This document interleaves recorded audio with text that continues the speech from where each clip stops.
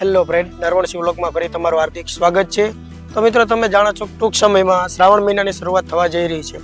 તો આજે આપણે જવાનું છે કતારગામ વિસ્તારમાં આવેલું કામનાથ મહાદેવ મંદિર અને સોમનાથ મહાદેવ મંદિર। તો ચાલો મિત્રો, ત્યાંની આપણે ઇતિહાસ જાણીએ।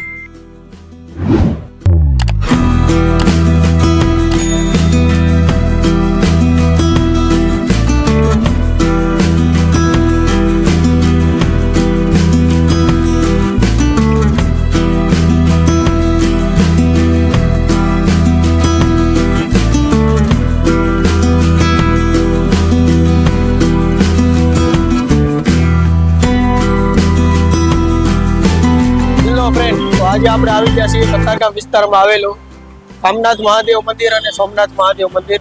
ચાલો મિત્રો, આપણે જાણીએ ત્યાંનો ઇતિહાસ।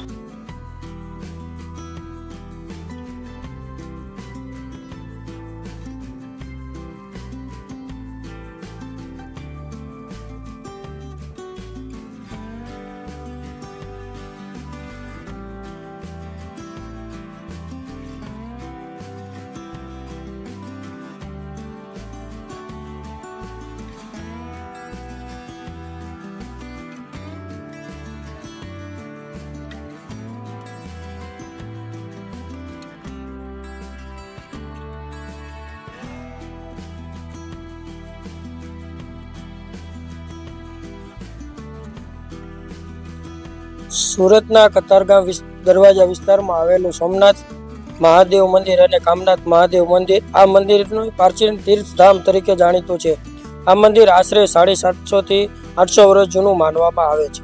સુરતના કતારગામ દરવાજામાં સ્થિત કામનાથ મહાદેવ અને સોમનાથ મહાદેવના દર્શન જે જતા ભક્તો મહાદેવના દર્શન આવે ત્યારે અન્ય મંદિર કરતા કંઈક અલગ જ નિહાળવામાં આવે છે। 800 વર્ષ જૂનું આ મંદિરમાં કોઈ પુરુષ નહીં પણ મહિલાઓ દ્વારા મહાદેવની પૂજા અર્ચના કરવામાં આવે છે। આમ તો મંદિરના મોટા ભાગમાં પૂજા અર્ચના તો મંત્રોચ્ચાર કરવામાં પુરુષો જ આગળ હોય છે। વર્ષોથી મંદિરની પૂજા અર્ચનામાં પુરુષો પંડિતો અધિપ્રત રહ્યો છે, પરંતુ સુરતના એક શિવલિંગ એટલે કે મહાદેવનું મંદિર જેવા પેઢીઓથી મહિલાઓ દ્વારા મહાદેવની પૂજા અર્ચના કરવામાં આવે છે। 800 વર્ષ જૂના મહાદેવના મંદિરમાં મંત્રોચ્ચાર સાથે મહિલાઓ પૂજા અર્ચના કરાવે છે। આ મંદિર ગુજરાતના સુરત અને કતારગામ દરવાજા વિસ્તારમાં આવેલું છે। હાલ દરેક જગ્યા ઉપર મહિલાઓ આગળ જ છે, પરંતુ પરંપરા મુજબ દરેક જગ્યાએના રોજ મંદિર રચના કરતા પુરુષો જોવા મળે છે। વર્ષોથી ચાલતા આવી પરંપરા મુજબ તેમ છતાં સુરત શહેરના કતારગામ વિસ્તારમાં મહાદેવ મંદિરમાં કંઈક અલગ જ નજારો જોવા મળે છે। અહીંયા કોઈ પુરુષ નહીં પણ મહારાજ દ્વારા નહીં પણ પેઢીઓથી મહિલા પૂજા અર્ચના કરી રહી છે। સુરતમાં આમ તો અનેક મંદિરો આવેલા છે, પરંતુ સુરત શહેરના કતારગામ વિસ્તારમાં સોમનાથ મહાદેવ અને કામનાથ મહાદેવના ગૌસ્વામી પરિવારની મહિલાઓ હાલ પૂજા કરાવી રહી છે।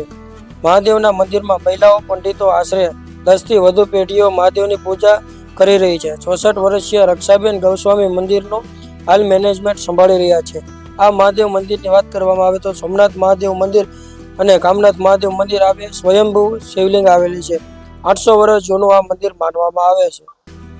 મંદિરમાં લોકો દરરોજ મોટી સંખ્યામાં પૂજા અર્ચના કરવામાં આવે છે। અહીંયા ભક્તો પણ કોઈ પણ પ્રકારના ભેદભાવ વગર મહિલા પંડિતો દ્વારા પૂજા કરવામાં આવે છે અને તે પૂજાને સ્વીકાર કરવામાં પણ આવે છે। તો મિત્રો, આ હતો અહીંયાનો મંદિરનો સંપૂર્ણ ઇતિહાસ।